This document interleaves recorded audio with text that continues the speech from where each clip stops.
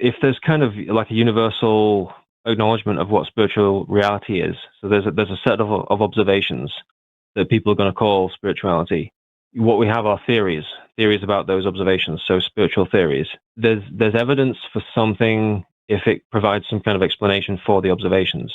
When we undergo spiritual growth, we don't actually direct our own path. We're receiving well, in Christianity they're called graces, but we're receiving the kind of the benefits from somewhere that we don't understand. We're receiving it from some kind of authority that's outside of ourselves. It's not like what the Buddhists say, where you develop right concentration and then you're kind of charting out your own path. But Adam, what is the evidence that substantiates your claim? Because you're still just making claims at this point. What is the evidence that is real? The observations. The observations are universal, but then there's different theories for the observations. But you're claiming, and you're making these very specific claims about how prayer works and how it is the sort of call and answer of, like, we make a call and it is answered by a power that is bigger than us, the soothing effect of prayer, the bringing of inner peace.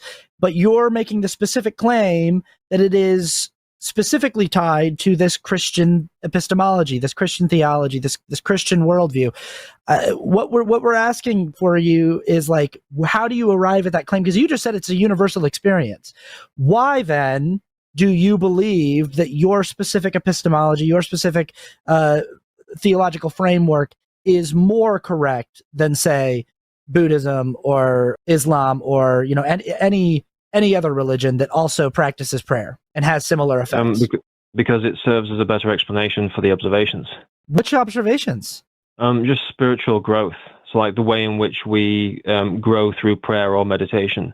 That increase. You think that Christianity you observe better results from Christian prayer I'm like, what research are you doing into the results that an Islamic person receives from the amount of prayer that they do in a day? Like, how are you determining that you're getting better results from Christian prayer than someone else is getting from the prayer that is associated with their faith?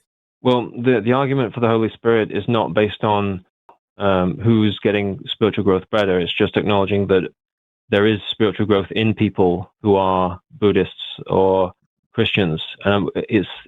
What's happening here is that there's a difference in the theory, in the spiritual theory between Buddhism and Christianity. And what I'm saying is that